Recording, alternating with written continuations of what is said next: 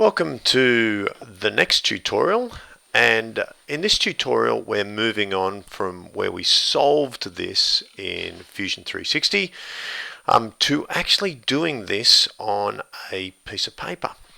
And you can see that I've got a piece of paper in front of me and I need a couple of tools to do this, and I need a protractor and I need a ruler to do this. Now when we're doing it this way, and a pen or a pencil. When we're doing it this way, you've got to realize that it's not going to be as accurate as if you're doing it in CAD, because there's human error.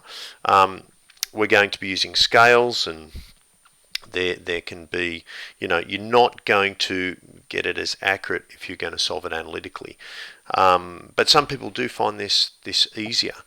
When this is usually in an examination, the examiners give you around a 10% leeway, either positive or negative. So we're going to look at this methodology, and we're going to go back to this problem and work this problem out again. Now the first thing that you have to have in mind when you're solving a problem like this is the size of your page. And if I was going to translate and say, that 1 millimeter equals 1 Newton, then that's going to mean that my first force is going to be quite big. You can see it there. It's going to be 200 millimeters, which is 20 centimeters. Sorry, this is in centimeters. Oh, I can flip it around. Oh, look at that. Like magic. It's going to be 200 millimeters. That's way too big. I think that it would be more beneficial if I had something, representing this by about 50 millimeters. So what I could say is 1 millimeter equals 4 newtons, and that gives me a scale, if you like, of 1 to 4. Now if I divide 1 by 4, it gives me 0.25. So now what I want to do is I want to times all my values by 0.25. So if I've got 200, and I'm going to times that by 0.25, and then I'm going to get 300, and I'm going to times that by 0.25, and I'm going to get 500, and I'm going to times that by 0.25. So the first one we've worked out is going to be that. Then 300 times 0.25 equals 75, and 500 times 0.25 should be 125. So there we go, equals 125, and we are ready to rock and roll.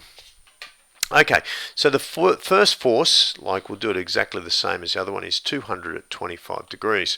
So I need a sort of starting point, and I've got to make sure that I'm going to fit this whole thing in. So I'm going to start by just putting down a little dot, and I'm going to line up with that dot, and I'm going to, because it's 25 degrees to the vertical, so I'm just going to draw it into the vertical, and that's going to be 50. And so I just draw that in like so, right up to the point as accurately as I can, and I'm just going to put in a little arrow, and then I'm going to write 200 newtons. Alright, the next force that I need to pop in, if I can show you, let's reduce that down for some reason, is 300 at 10 degrees. So that 10 degrees is 10 degrees to the horizon, so I'm putting it in like so, just marking it in, and that's going to be 75. So I just drop it in, put it like that, and there we go, 75, bang, to there. Great, and that's going to be 300 newtons. Okay, so at the moment we got 25 degrees in there, we got 10 degrees in there, and the last one that we have is our Big Bertha. Have a look at that. It's going down at 45 degrees, and it's 500, which is 125. So then what we do, it's 45 degrees to the vertical, so I'm just going to measure 45 degrees there. on the end, and you can see that I'm actually lining that up the center of my protractor down, and then I'm going to draw in 125 degrees, and there we go. Sorry, no, 125 millimeters, and that goes to there.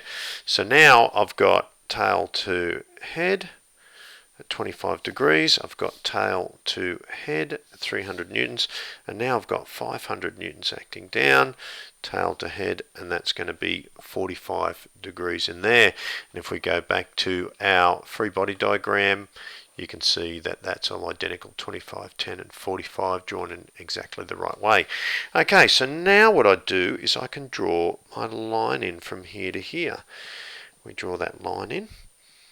And this now, I should have done it in another colour, shouldn't I? So I'm going to try and go over that in red. And I don't think it's worked that well, but you can't see it very well on the diagram there. But that's going to have like that, and that's going to be my resultant. So if I draw a line out here, I can work out what my theta is just by measuring it. And so I'm measuring here, and that works out to be, that looks to me around 14 degrees. 14 degrees in there, and my resultant is, if I measure that out, that's 46.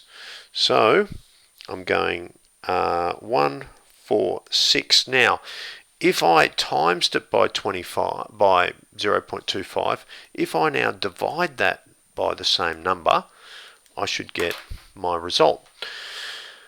Let's have a look. Clear. 146 divided by 0.25 equals, and that's 584. So let's put that in. The resultant is 584. Okay, so that's not too bad. 584 newtons. There we go, 14 degrees. So if I'm going to write what that is 584 at 14 degrees, put in the newtons, make sure that's there, going down. Now you can see this is not as accurate as the CAD. It's within that 10%, and this here is within the 10%. So 12 and 577.12. The same down here with our result. We had that very similar 5.713 at 12.02. So you can see that it's not as accurate, but it's within that realm of 10%. And that's how you solve it graphically on a piece of paper. I hope that's helped.